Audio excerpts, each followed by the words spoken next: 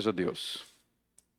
Nós vamos continuar na nossa série de mensagem Rei dos Reis, exposições do Evangelho de Mateus. Vamos para Mateus capítulo 26.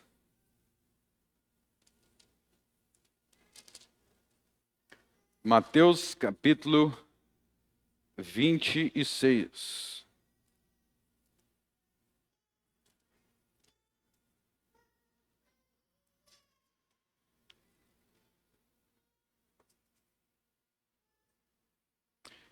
Mateus capítulo 26, versos 17 a 30.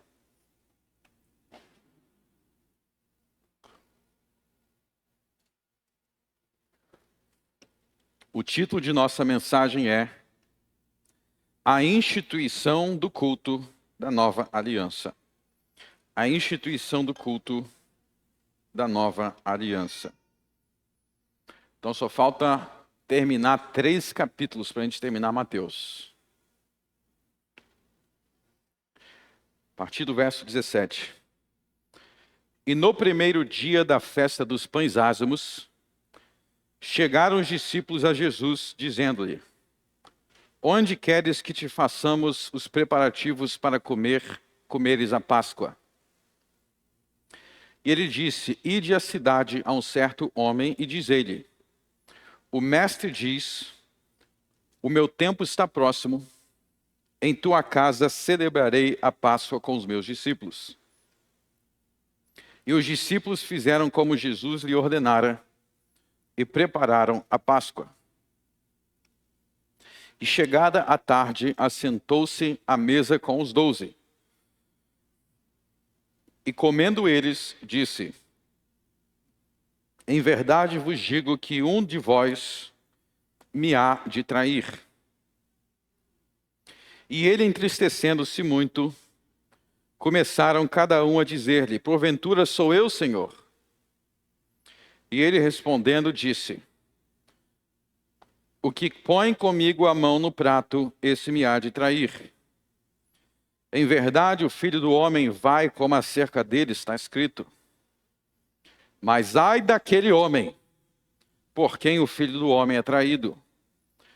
Bom seria para esse homem, se não houvera nascido. E respondendo Judas, o que o traía, disse: Porventura sou eu, Rabi? Ele disse: Tu o disseste. E quando comiam, Jesus tomou o pão e, abençoando-o, partiu. E deu aos discípulos e disse: Tomai e comei, isto é meu corpo. E tomando o cálice, dando graças, deu-lhe dizendo: Bebei dele todos. Porque isto é meu sangue, o sangue do Novo Testamento, que é derramado por muitos para a remissão dos pecados.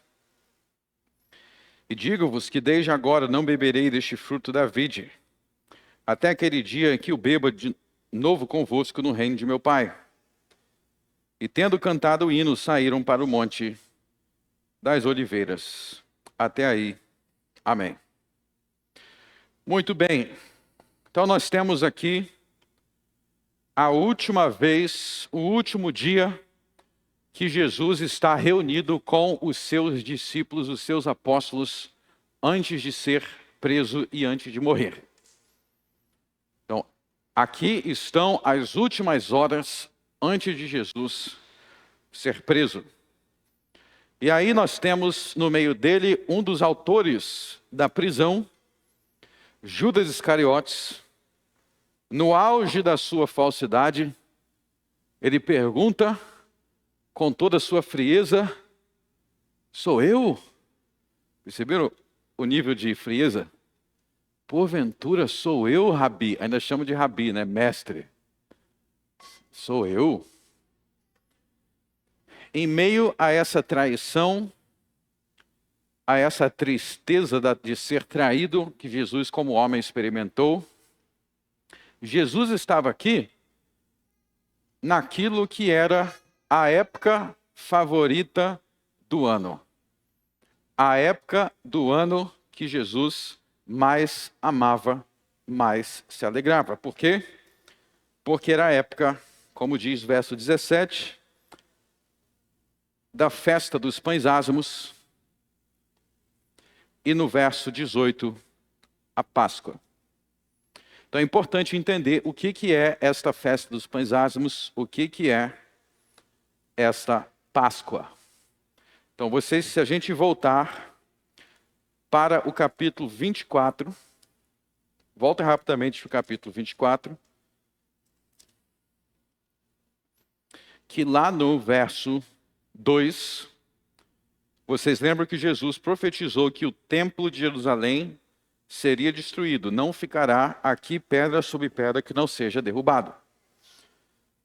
O que isso tem a ver, verso 26, pode voltar no verso 26, com a celebração da Páscoa que eles estavam realizando naquele dia. Tem tudo a ver, e isso vai ser o assunto de nosso sermão. Então lembre-se que no capítulo 24 e 25, Jesus pregou o chamado sermão profético. E no sermão profético, Jesus profetizou que o templo de Jerusalém seria destruído. O que isso tem a ver com a celebração da Páscoa? Porque sem o templo de Jerusalém, não é possível celebrar a Páscoa. Então vou repetir. Sem o templo de Jerusalém, não é possível celebrar a Páscoa e a festa dos pães ázimos. Aí você fala assim, mas aqui no Brasil a gente não celebra Páscoa todo ano? Essa Páscoa que é celebrada hoje em dia não é a festa que Jesus celebrava. É outra festa que deu-se o nome de Páscoa, mas na festa da Páscoa que Jesus celebrava, era a festa dada por Moisés, e essa festa tinha que ser celebrada ao redor do templo, em Jerusalém, ao redor do santuário. E quando Jesus profetizou, então, que o santuário e o templo seria destruído, naturalmente, isso suscita a pergunta. Bom, se o templo vai ser destruído, se não vai haver mais o santuário de Jerusalém, a pergunta é, como, então, nós vamos adorar a Deus? Como, então, nós vamos adorar a Deus? Então, eu quero refazer uma pergunta que eu fiz há uns 3 meses atrás num sermão que eu preguei. A pergunta é o seguinte: por que os cristãos modernos, quando eles leem sobre a destruição do templo, por que eles não pensam que este acontecimento é tão importante? E a resposta é, porque eles não entendem para que servia o templo. Então, vou repetir o que a gente viu naquele sermão. O templo de Jerusalém era a base para todos os crentes do mundo, não só de Israel, mas para todos os crentes do mundo adorarem a Deus. Então, toda adoração a Deus no Velho Testamento, mesmo se você estivesse em Roma, na Itália, na Espanha, na África, dependia do que os sacerdotes faziam no Templo de Jerusalém. Então, se o Templo de Jerusalém vai ser destruído, a pergunta é, como nós vamos adorar a Deus? Então, o capítulo 24 deixa essa pergunta no ar. O capítulo 24 e 25, o sermão profético, deixa essa pergunta no ar. Como é que a gente vai adorar a Deus se não existe templo? Vamos voltar para entender essa história. Eu vou entrar em alguns detalhes que eu não dei antes. Para começar, a gente tem que começar em Êxodo 12. Êxodo 12. Vamos abrir em Êxodo 12. Então, Êxodo 12 é o dia que Israel é livre da escravidão do Egito. Então, as 10 pragas começam em Êxodo 5 e termina em Êxodo 12. Com a última praga, a morte dos primogênitos, agora Israel é livre da escravidão. E ao libertar Israel da escravidão, Deus vai instituir uma festa. Vamos começar lendo do verso 1. E falou o Senhor a Moisés e a Arão na terra do Egito, dizendo: Este mesmo mês vos será o princípio dos meses, este vos será o primeiro dos meses do ano.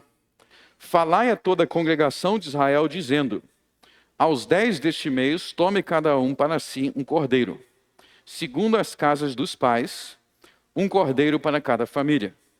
Mas se a família for pequena para um cordeiro, então tome um só com seu vizinho perto da sua casa, conforme o número das almas, cada um conforme o seu comer.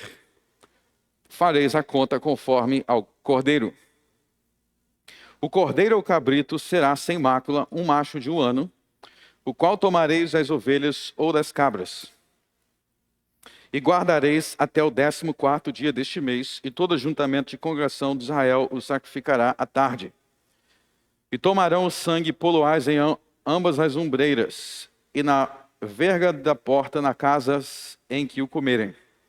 E naquela noite comerão a carne assada no fogo com pães ázimos, com ervas amargosas a comerão.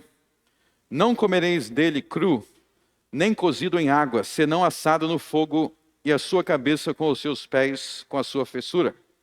E nada dele deixareis até amanhã, mas o que dele ficar até amanhã queimareis no fogo. Assim, pois, o comereis, os vossos lombos cingidos, os vossos sapatos nos pés, e o vosso cajado na mão. E o comereis apressadamente, esta é a Páscoa do Senhor. E eu passarei pela terra do Egito esta noite, e ferirei todo o primogênito da terra do Egito, desde os homens até os animais. E em todos os deuses do Egito farei juízos, eu sou o Senhor. E aquele sangue vos será por sinal nas casas em que estiveres.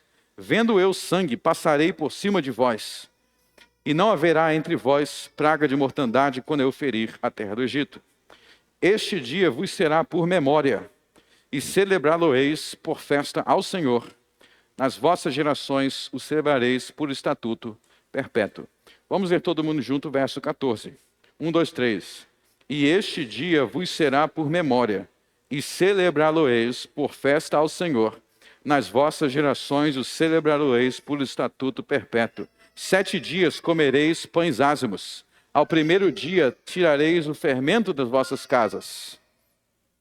Porque qualquer que comer pão levedado, desde o primeiro até o 7º dia, aquela alma será cortada de Israel.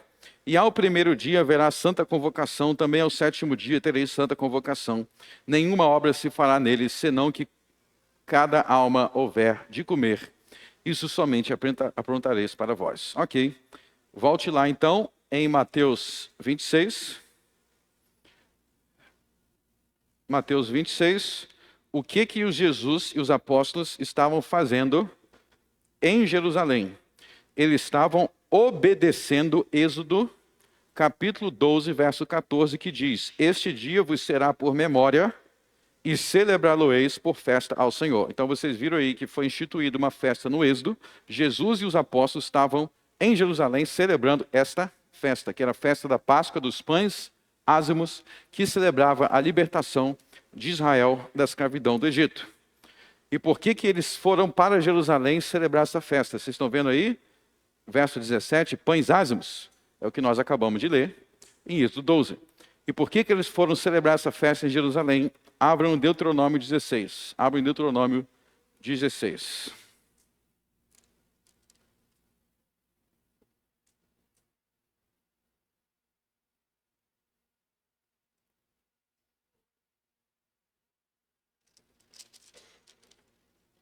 Deuteronômio 16. Verso 1. Guarda o mês de Abibe e celebra a Páscoa ao Senhor teu Deus, porque no mês de Abibe o Senhor teu Deus te tirou da terra, te tirou do Egito de noite. Então sacrificarás a Páscoa ao Senhor teu Deus da ovelha e das vacas no lugar que o Senhor escolher para ali fazer habitar o seu nome. Nela não comerás levedado, 7 dias nela comerás pães ázimos, pão da aflição, porquanto apressadamente saíste da terra do Egito, para que te lembres do dia da tua saída da terra do Egito, todos os dias da tua vida. Levedado não aparecerá contigo por 7 dias, todos os seus termos. Também da carne que matarás à tarde, no primeiro dia, nada ficarás até amanhã. Agora, olha só o verso 5. Nós vamos ler todo mundo junto. Não poderás sacrificar a Páscoa em nenhuma das tuas portas que te dá o Senhor teu Deus. Verso 6, todo mundo junto também. Senão no lugar que escolher o Senhor teu Deus para fazer habitar o seu nome. Ali sacrificarás a Páscoa à tarde, ao pôr do sol, ao tempo determinado da sua saída por Egito. Muito bem. Então vocês viram aí que eles não poderiam sacrificar o sacrifício da Páscoa em qualquer lugar. Eles tinham que sacrificar no santuário, no lugar que escolher o Senhor teu Deus para ali habitar o teu nome. Então é por isso que Jesus não podia celebrar a Páscoa na cidade dele, em Nazaré. Jesus não podia ficar em Nazaré, em Cafarnaum, em Belém para celebrar a Páscoa. Ele tinha que ir ao templo. E aí vocês vão ver que não somente a festa da Páscoa tinha que ser celebrada com sacrifício no templo, mas toda a adoração de Israel era baseada no templo. Vamos abrir agora em Números 28. Vamos para Números 28.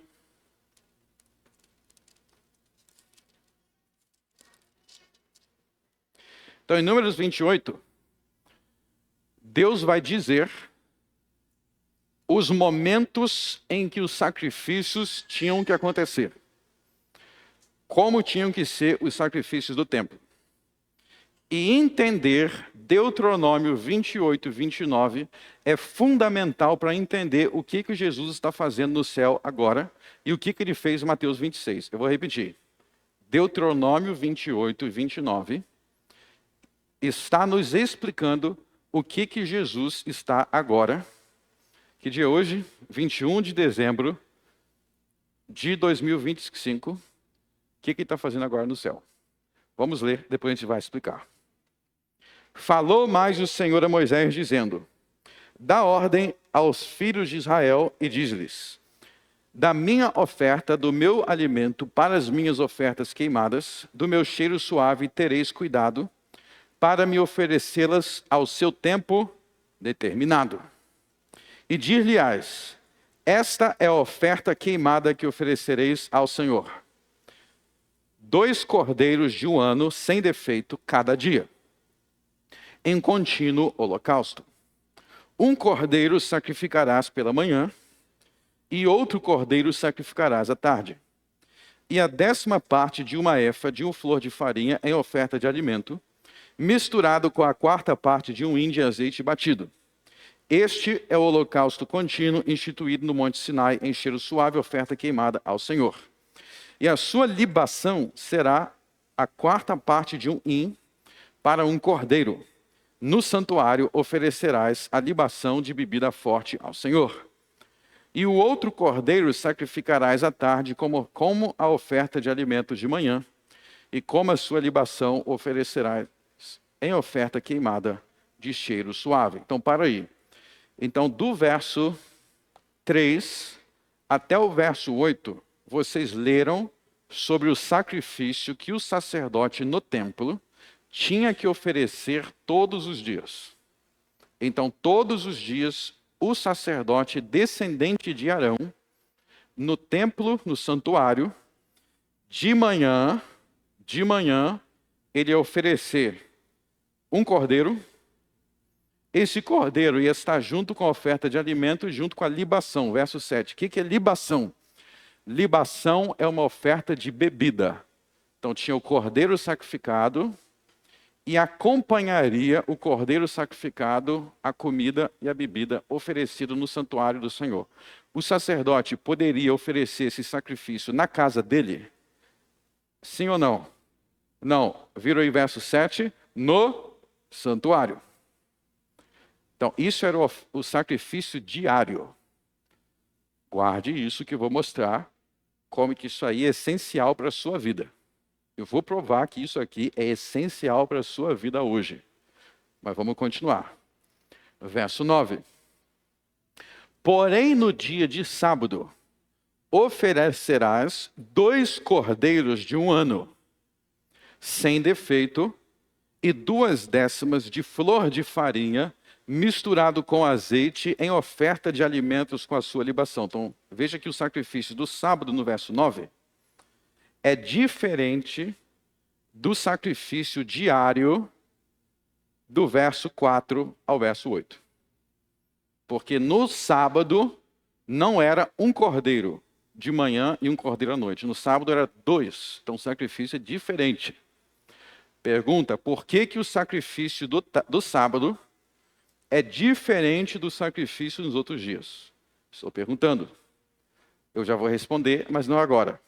Verso 10. Holocausto é de cada sábado, além do holocausto contínuo e a sua libação. Então esse é o sacrifício do sábado.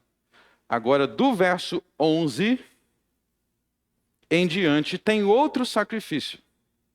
Então, já falei do sacrifício todos os dias.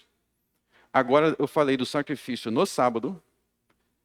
E no verso 11, tem o sacrifício no princípio dos meses.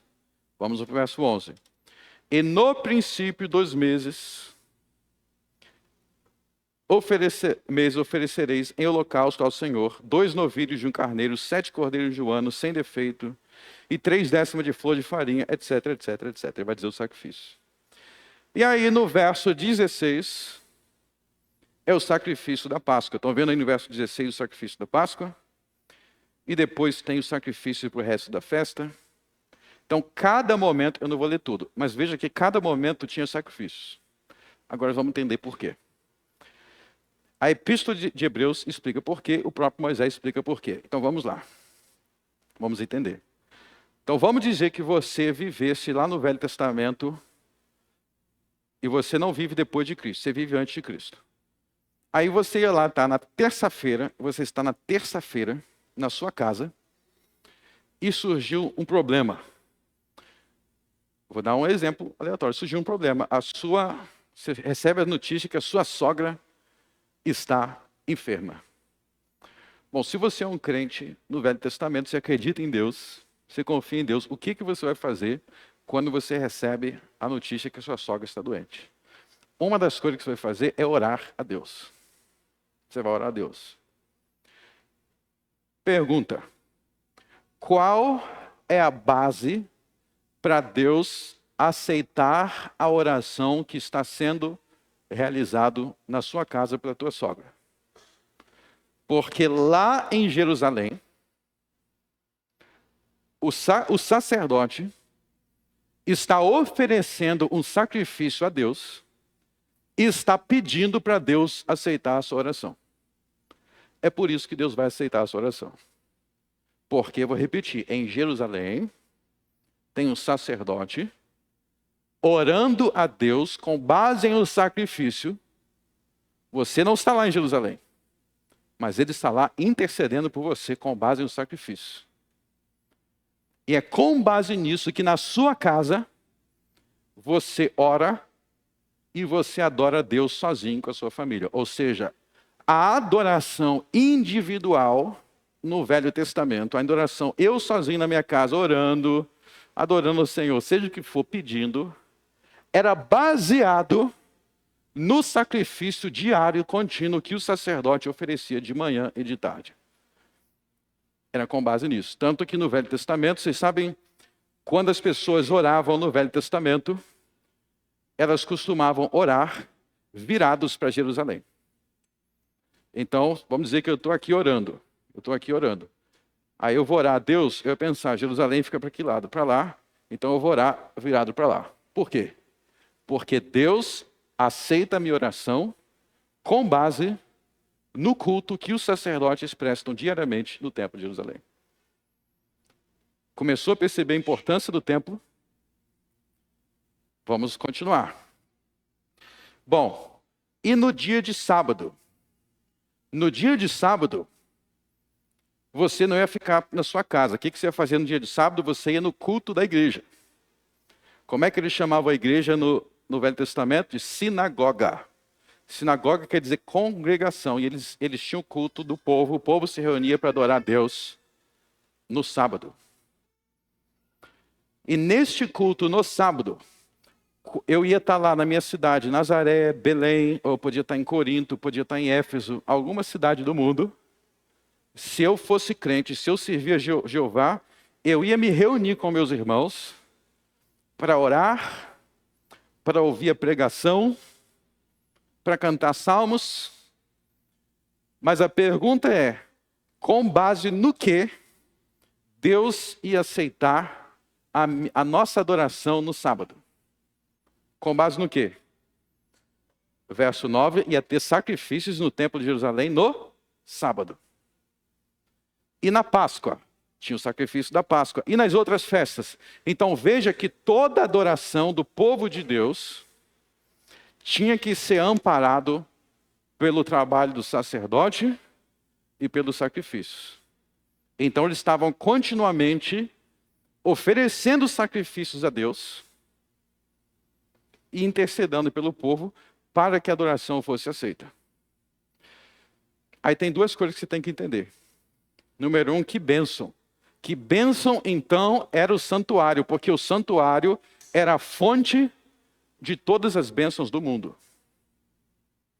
Mas número 2, você também teria que ficar preocupado. Porque e se os sacerdotes do templo fossem corruptos? E se os sacerdotes do templo fossem homens como Caifás, que estavam reunidos com Judas Iscariotes para matar Jesus? Se você entender o que eu acabei de falar, você vai entender a epístola aos Hebreus. De um lado, era bênção, porque assim Deus administrava a tua bênção. Mas quanto mais fracos fossem os sacerdotes do templo, mais o mundo inteiro seria prejudicado pela corrupção deles, porque a graça de Deus era mediado pelo trabalho deles. Então você olha para os judeus no tempo do Novo Testamento, no tempo de Cristo. Por que não havia muitas bênçãos em Israel? Por que tantos demônios? Por que tanta corrupção? Por que tanta maldade em Israel no tempo de Cristo? Em parte, porque como os sacerdotes de Jerusalém eram corruptos, a graça de Deus que fluía pelo templo era diminuída sobre o mundo. Isso é ensinado muitas vezes no Velho Testamento, no livro de Jeremias. Livro de Jeremias, de Ezequiel, Deus vai mostrar o templo corrompido e dizendo, está vendo? Por que a casa de Israel está desviado? Porque meu templo está corrompido, cheio de ídolos.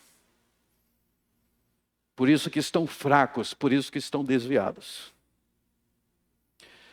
E aí que nós vamos agora para Hebreus capítulo 8. Vamos para Hebreus capítulo 8, que foi a nossa leitura do Novo Testamento.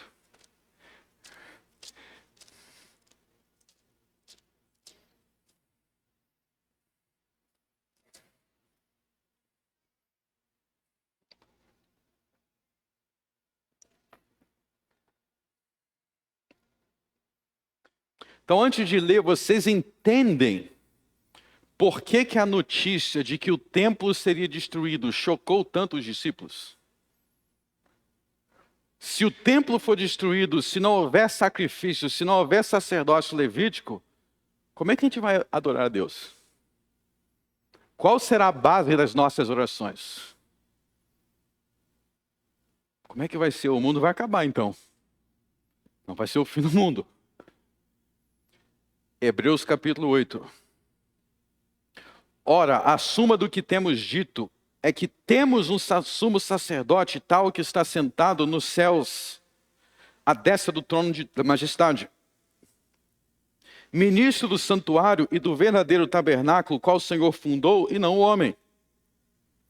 Porque todo sumo sacerdote é constituído para oferecer dons e sacrifícios. Por isso era necessário que este também tivesse alguma coisa que oferecer. Ora, se ele estivesse na terra, nem tampouco o sacerdote seria, havendo ainda sacerdotes que oferecem dons segundo a lei, os quais servem de exemplo e sombra das coisas celestiais. Então, para aí. O que ele está dizendo aí?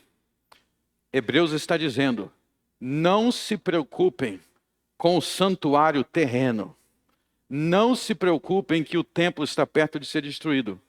Porque nós temos um santuário e um sacerdote no céu.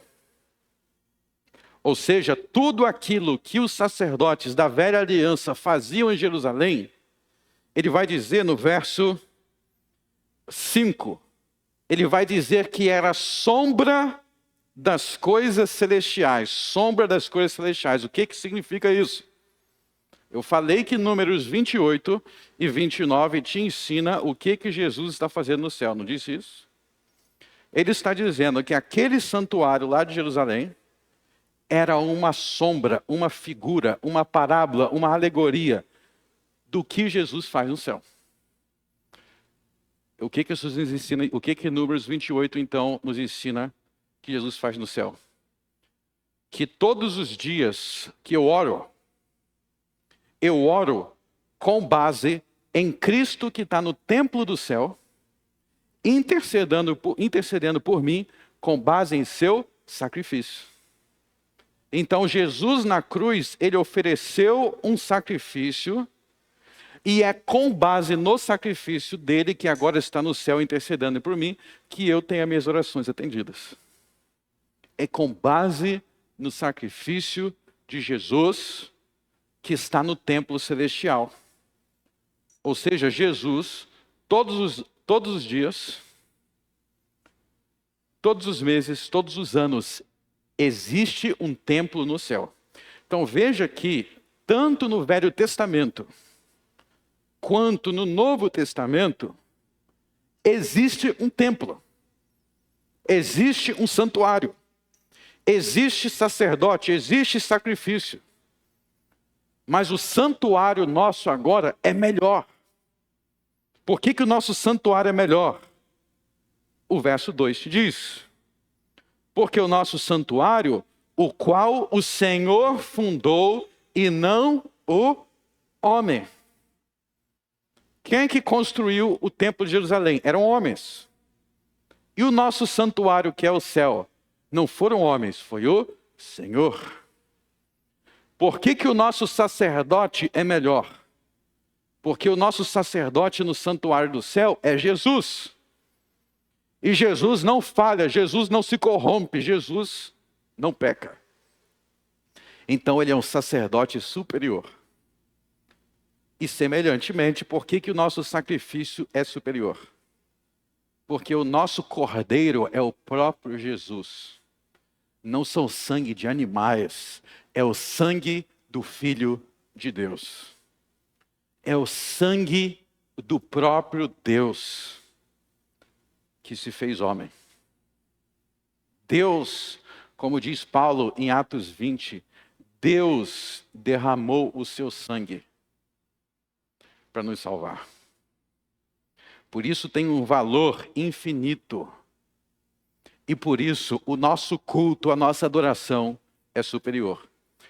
Então entenda, quando você lê Números 28 e 29, segundo a explicação de Paulo aqui, você está lendo uma sombra do que Cristo faz no céu agora. E isso significa que o culto da nova aliança é melhor e superior. O nosso culto é melhor. E por isso as bênçãos de Abraão chegam a nós com maior abundância. Então deixa eu criar aqui uma pequena parábola, uma analogia para explicar a relação entre a aliança de Abraão, a aliança mosaica e a aliança de Cristo, que é um dos assuntos aqui de Hebreus capítulo 8, vou explicar para vocês entenderem. Então imagina que vocês vão até, eu sou um corretor, e vocês vão até a mim para construir uma casa. Ok? Vocês vão construir uma casa, e aí a gente fez um contrato para eu coordenar a construção da tua casa. Então eu tenho que cumprir a promessa que eu fiz de construir a tua casa em papel. Aí para cumprir essa promessa, eu contratei uma empresa que vai construir a tua casa. Então, vou repetir. Tem um contrato inicial entre eu e você. E nesse contrato eu prometi construir uma casa e agora eu vou contratar uma empresa. E essa empresa é para eu cumprir a minha promessa em contrato para você. Entenderam? Aí eu contrato a empresa. Inicialmente está indo tudo bem. Só que daqui a pouco os predeiros começam a encher a cara. Eles começam a fazer tudo errado. E eles começam a construir tudo de forma doida. Aí vai chegar uma hora que você vai falar, cara, é o seguinte, a minha casa eu acho que não vai sair muito bem, não. Só tem pedreiro doido aí. Só tem pedreiro doido. Aí eu vou falar assim, rapaz, realmente, não dá para confiar nesses caras não, porque esses caras, se eu deixar eles aí, eu não vou conseguir cumprir o que eu te prometi. Aí eu demito aqueles pedreiros e eu contrato uma nova empresa que faz tudo certinho. Eu contratei uma nova empresa que faz tudo certinho. Ok? Entenderam minha parábola? Agora eu vou explicar. O meu contrato com você de construir a casa é a aliança que Deus fez com Abraão. Então, na aliança que Deus fez com Abraão, ele fez várias promessas. É a promessa de construir a casa. É a promessa da vida eterna. O primeiro grupo de pedreiros, que eu disse que eram os pedreiros bêbados e doidos, é a administração mosaica. São os levitas. O que isso significa? Que os levitas não estavam cumprindo o que eu prometi para você em contrato. Porque eles se corrompiam, eles faziam ídolos, eles crucificaram Jesus. Eles estão cumprindo o contrato? Aí o que Deus faz? Deus demite os levitas, Deus demite o templo e fala, não vai ser mais vocês não. Eu vou cumprir agora minhas promessas por meio do meu filho. Ele é a empresa boa. Ele vai cumprir o que foi prometido. Então veja que a diferença entre os levitas e o sacerdócio de Cristo não está nas promessas iniciais da aliança abrâmica. Mas é que um faz o trabalho cheio de furos e cheio de pecado, ou seja, não faz direito, porque os levitas eram pecadores, e Jesus é o sacerdote perfeito. Vamos voltar então para Mateus 26.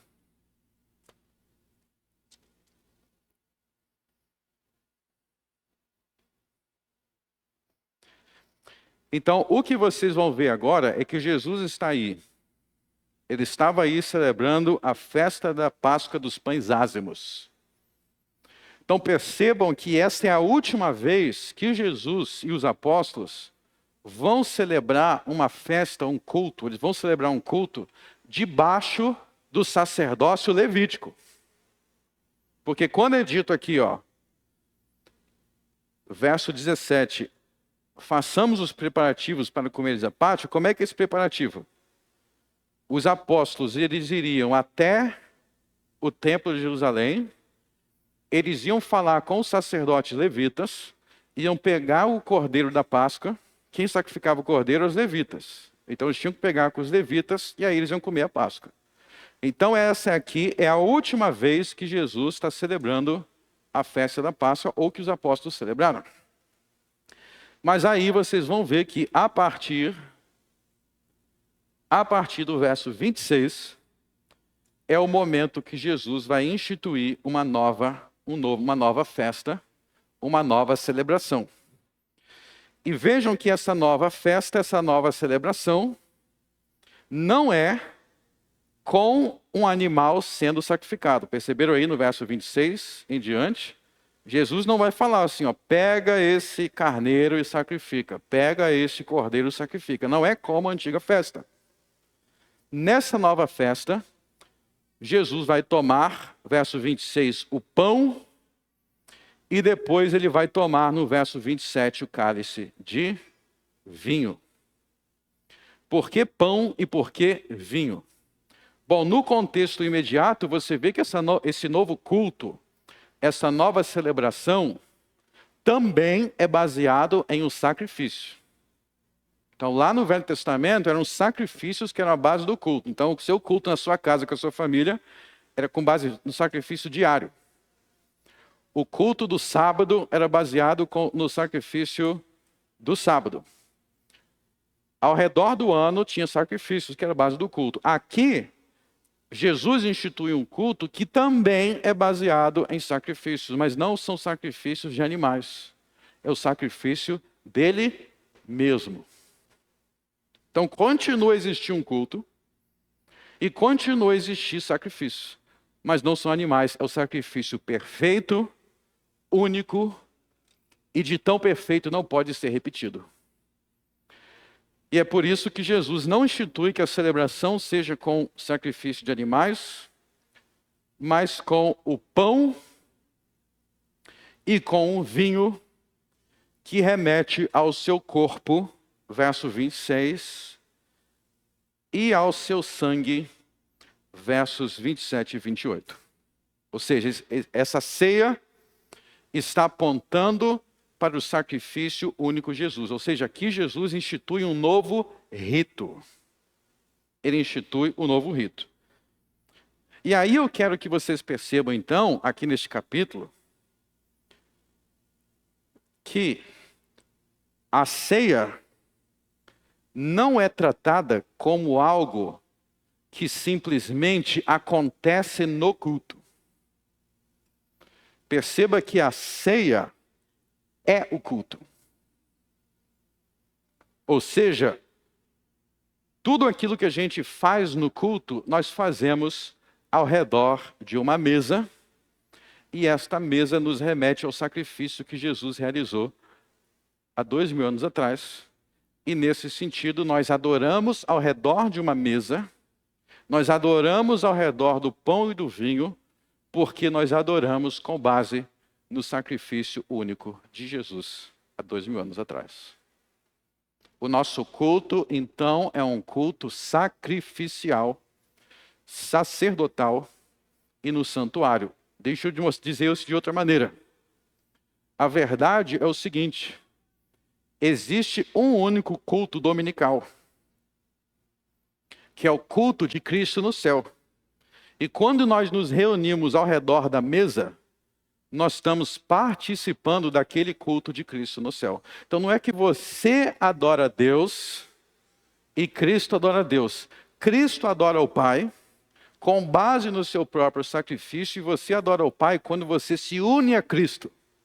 Quando na congregação nós estamos unidos ao Cristo. Não é isso que diz o Salmo 22? Que Cristo nos convida para adorar com Ele. A nossa adoração é em Cristo. É em Cristo. E a mesa remete ao que Cristo fez. E aí, meus irmãos, eu quero que vocês entendam por que pão e vinho. E vocês vão entender que este pão e vinho é em cumprimento de profecia. Vamos entender. Então, quem é que administrava mesmo o culto do santuário? Eram os levitas, não eram os levitas? E nós vimos que o culto do novo santuário, o novo culto, quem administra é Jesus. Mas Jesus não é da descendência de Levi. Jesus não é da descendência de Levi. Hebreus enfatiza isso.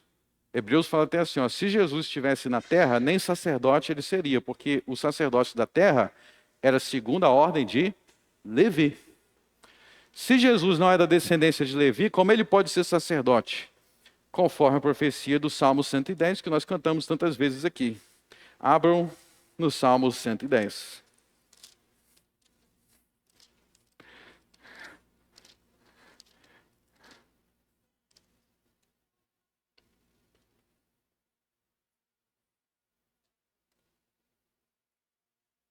Salmo 110 diz assim, Disse o Senhor ao meu Senhor, assenta-te à minha direita até que ponha os teus inimigos pelos cabelos dos teus pés. Vocês lembram que Jesus, em Mateus 22, perguntou aos fariseus sobre esse salmo aqui? Ele perguntou se o Cristo é o filho de Davi, como é que Davi chama ele de Senhor? A resposta correta é que aqui existem duas pessoas que são o Senhor, o Pai e o Filho. E por que tanto o Pai quanto o Filho são o Senhor? Porque o Pai e o Filho são o mesmo Deus. Os fariseus não responderam isso, mas vocês respondem porque vocês conhecem a Escritura. Então isso aqui é o Pai falando com o Filho. Disse o Senhor a meu Senhor, assenta-te à minha direita. Isso se cumpriu quando? Quando Jesus foi para o céu. E quando Jesus chegou ao céu, no céu, o que Jesus passou a fazer? Verso 4, jurou o Senhor e não se arrependerá, tu és o quê? Sacerdote eterno, segundo a ordem de Levi? Não, segundo a ordem de Melquisedeque. Quem é esse Melquisedeque? Se ele está falando de Melquisedeque aqui, é porque ele quer que você saiba. Volte para Gênesis capítulo 14.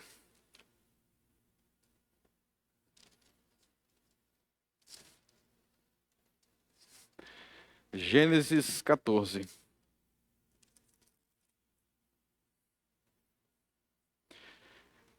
Então vocês vão ler sobre Melquisedeque no verso 18.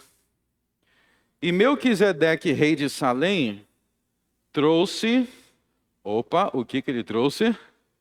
Pão. O que está escrito aí? Verso 19. Eu falei o verso? Eu não falei o verso. 18.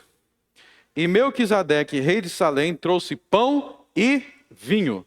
E era este sacerdote do Deus Altíssimo. E abençoou e disse, bendito seja Deus, bendito seja Abraão pelo Deus Altíssimo, o possuidor da céu da terra. Nós não vamos ler tudo isso daí, mas veja que Abraão é abençoado por Melquisedeque. E Melquisedeque serve pão e vinho para Abraão. Então, por que Jesus não oferece sacrifícios de animais na sua adoração do templo celestial? Porque ele não é um sacrifício segundo a ordem de Levi. Ele não é um sacerdote da ordem de Moisés. Moisés era levita. Sabia que Moisés era tribo de Levi? Ele não é um sacerdote levita. O que diz o Salmo 110 que Jesus é? Sacerdote segundo a ordem de Melquisedeque. Eu já começo a lembrar da musiquinha. Vocês não lembram, não? Eu falo assim, começo a lembrar a voz da Bruna cantando a música. Então, Melquisedeque, o que ele trouxe para Abraão? Pão e vinho. Volto para Mateus 26. Então, o que está acontecendo em Mateus 24, 25 e 26? Mateus 24 é o fim do culto levítico. É o fim do culto que Moisés prescreveu.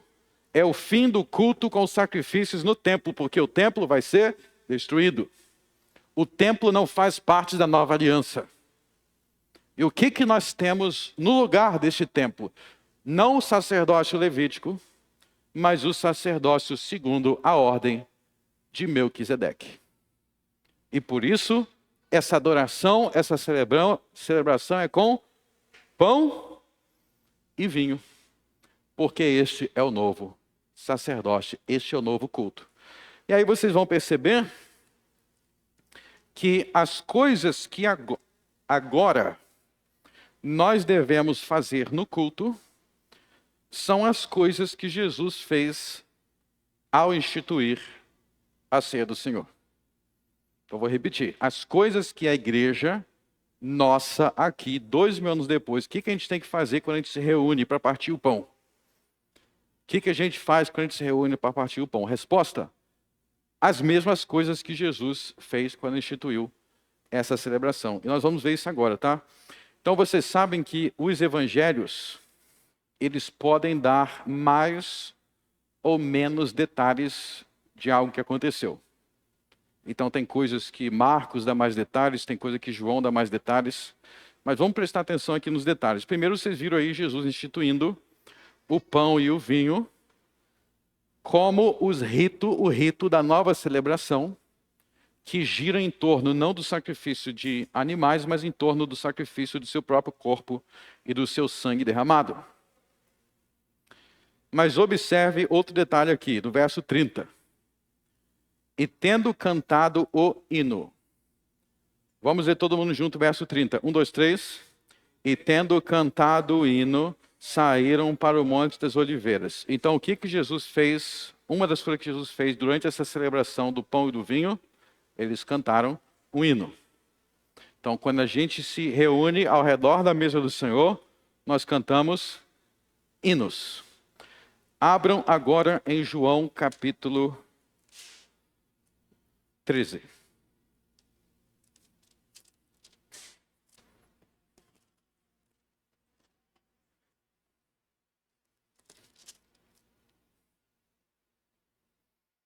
João capítulo 13. Ora, antes da festa da Páscoa, sabendo que Jesus, que já era chegada a sua hora e passar deste mundo para o Pai, como havia amado seus discípulos, estava do mundo, amou-os até o fim. Então ele está introduzindo o cenário, o mesmo cenário de Mateus 26. Agora, olha só o verso 2. E acabada a ceia, tendo o diabo posto no coração de Judas Iscariotes, filho de Simão, que o traísse. Então, você viu aí que é o mesmo conceito, contexto de ceia, e com Judas Iscariotes fazendo maldades, e você vê que Judas estava sendo influenciado pelo diabo. Agora veja bem, se vocês lerem do capítulo 13 até o capítulo 16, verso 33, se vocês lerem do 13 ao capítulo 16, verso 33, obviamente não vou ler aqui agora, porque senão a gente ficaria muito tempo aqui. Mas esses capítulos contêm um sermão de Jesus. Jesus está pregando para os discípulos. Então vocês perceberam que esse sermão do capítulo 3 ao 16 é um sermão pregado na ceia. Então eu acabei de provar para vocês que neste novo culto tem hino, tem palavra, está no capítulo 3 ao 16, e no capítulo 17, nessa ceia tem oração. Então tem hino, tem palavra, tem oração, tem o comer do pão e do vinho. Esses são os elementos do culto cristão. Então, o culto cristão de todos os séculos, ele deve se basear no que Jesus fez na noite que ele foi traído. Esses são os elementos do culto. E com isso, voltando para Mateus 26,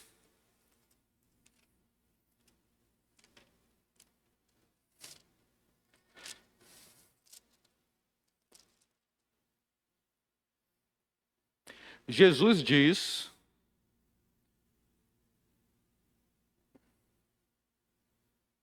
ele fala, isto é meu corpo, isto é meu sangue, o sangue do Novo Testamento, veja, Novo Testamento, que é a mesma linguagem de Hebreus 8. Nós estamos fazendo essas coisas em memória de Cristo. Então entendam que o em memória de Cristo não é só no momento que eu como o pão. Não é só no momento que eu bebo o vinho. O culto inteiro é o em memória de Cristo. Porque nós cantamos em memória de Cristo. Nós pregamos em memória de Cristo. Nós oramos sempre lembrando do que Cristo fez. Ou seja, a ceia do Senhor em memória de mim é a instituição do culto da nova aliança. E assim como na velha aliança, na aliança mosaica, quando eles iam adorar, eles tinham que se basear no quê? Quando eles iam, por exemplo, celebrar a Páscoa, a festa dos pães ázimos, eles tinham que fazer igual foi feito lá por Moisés. Eles não tinham que ficar cada geração trocando, alterando, inovando.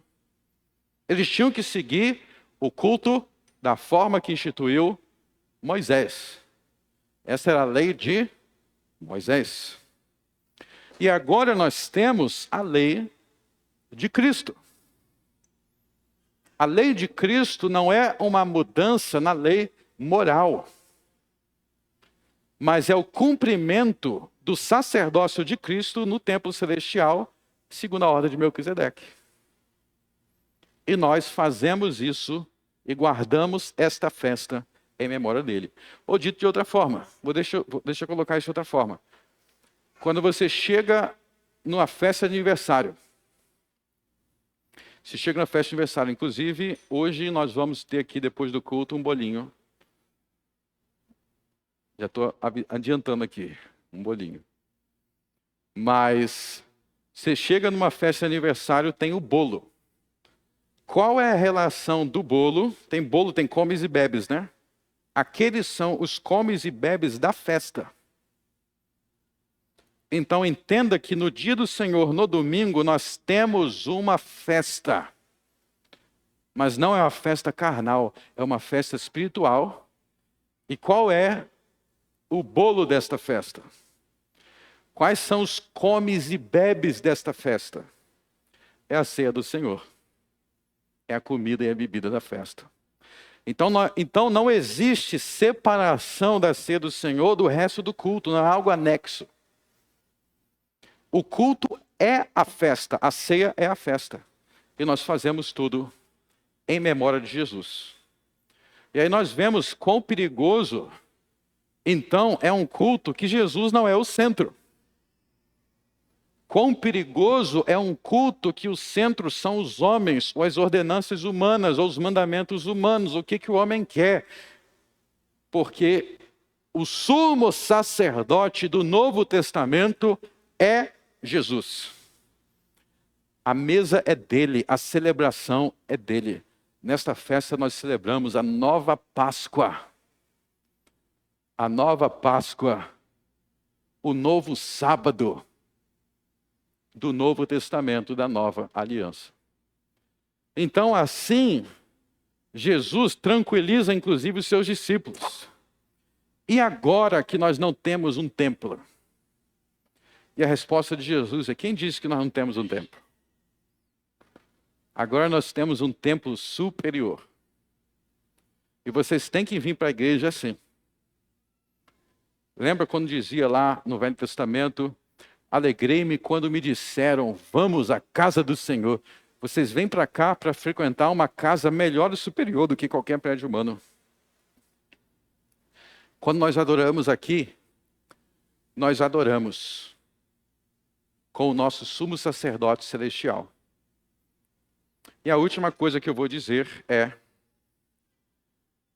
vocês percebem então que este culto não tem como ser celebrado sozinho.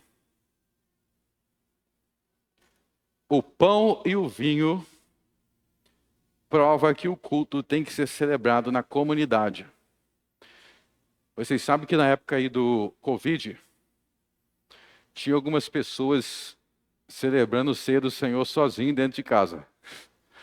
Aí o cara ia no mercado, comprava pão, comprava vinho e ficava sozinho dentro de casa, comendo pão, bebendo vinho, dizendo que é a ceia do Senhor.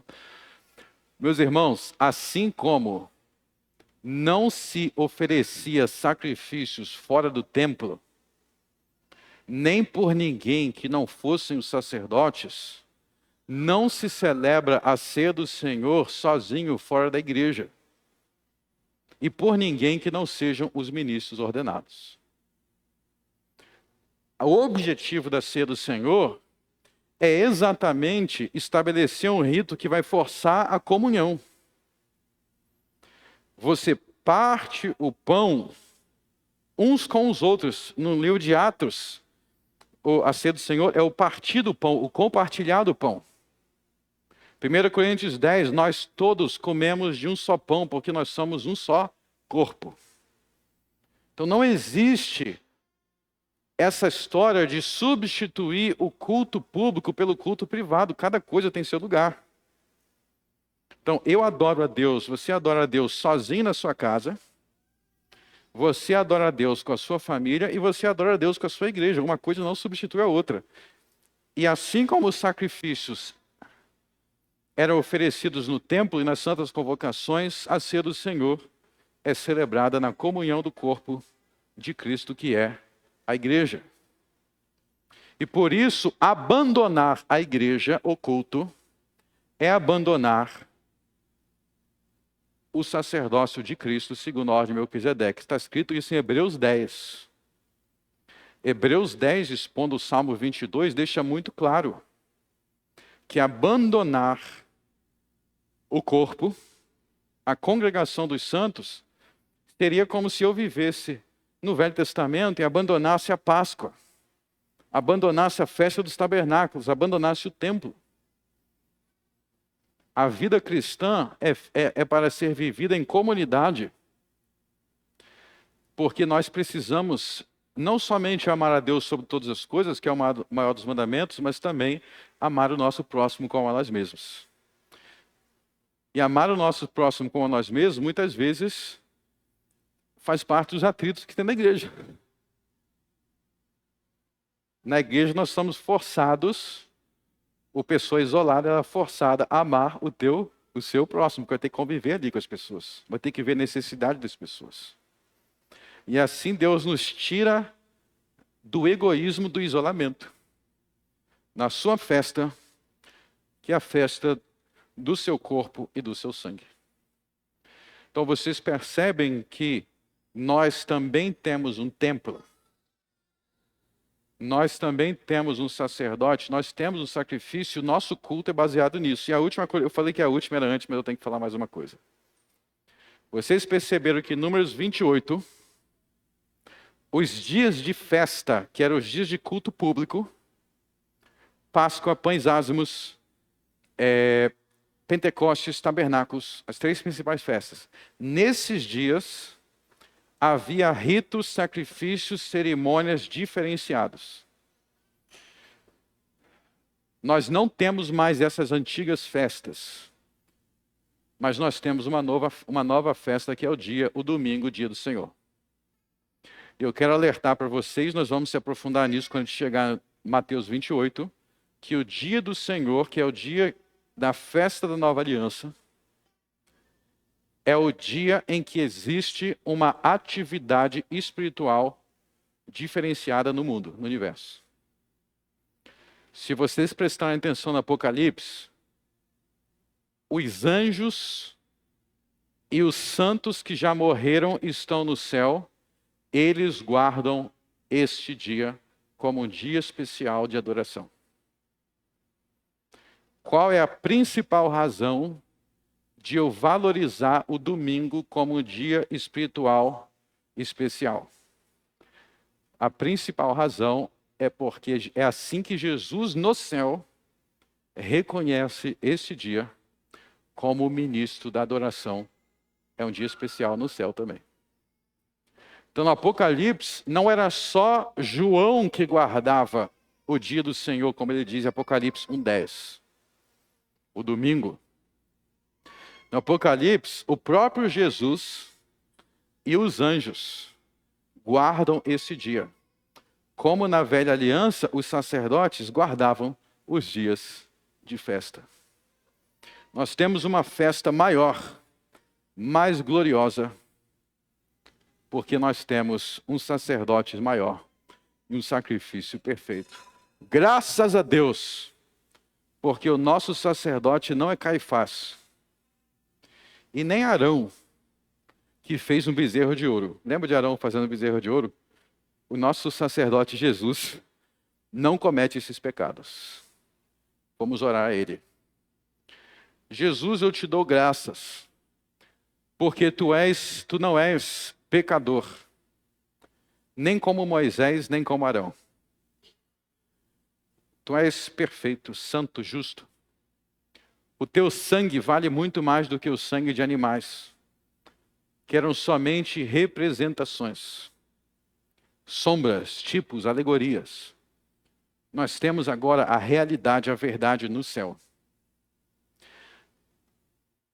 Ó Espírito Santo, obrigado por nos unir a Cristo no céu, como Cordeiro de Deus e como sacerdote perfeito. Ao Pai, nós rogamos no Espírito, no nome do Filho. Amém.